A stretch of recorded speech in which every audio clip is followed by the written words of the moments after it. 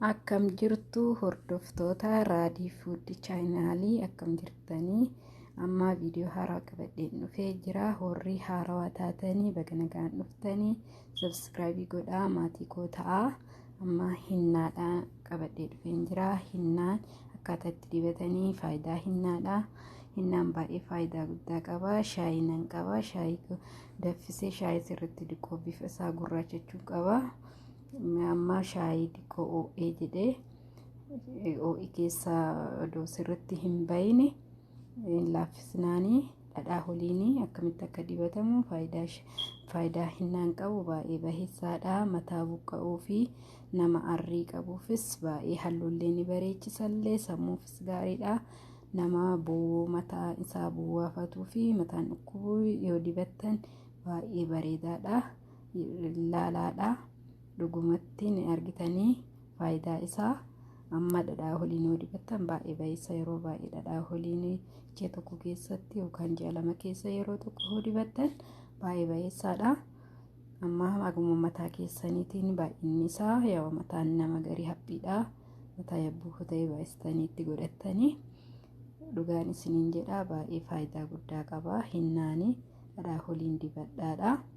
Yeroo dibattan amma sirriitti waliin geennee hinnichaa fi dhadhaa sirrii waliin dhoofne akka inni sirriitti walii fudhatuun goona. Achiin booda immoo yeroo inni sirriitti walii fudhateetiin jedhe peestaalaadhaan marree daqiiqaa 20dhaaf ni kenna. Yeroo isa dibannee jennu immoo sa'aatii 4-5 ofirra tursiifne yeroo dhiqanne baay'ee baheessaadha. Yeroo nurra turee jedhe xiqqoo sirriitti fudhatee akka waan goguu yeroo inni ta'e ni dhiqattanii yeroo san baay'ee bareedaadha. Yeroo dhiqattan yaa shaampoo duraan fayyadamtanii yeroo jiidhama isaasaniin filuu qabdanii yeroo filtan qibaatii mata'ee dibattanii jiidhina isaatiin yoo sirriitti filtanii mataa keessan jettan baay'ee jijjiirama guddaa qaba. Mataa buqqa'uufis baay'ee gaariidha. Mataa foroforiillee qabullee baay'ee baheessaa ni balleessaa. Dhadhaa holiin yeroo dibattan dibadhaa yaalamee hundi keessanuu baay'ee faayidaa irraa argattan jedheen abdiin qaba.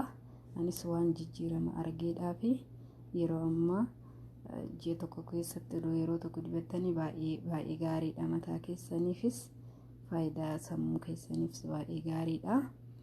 Dibadhaa yaalaadha.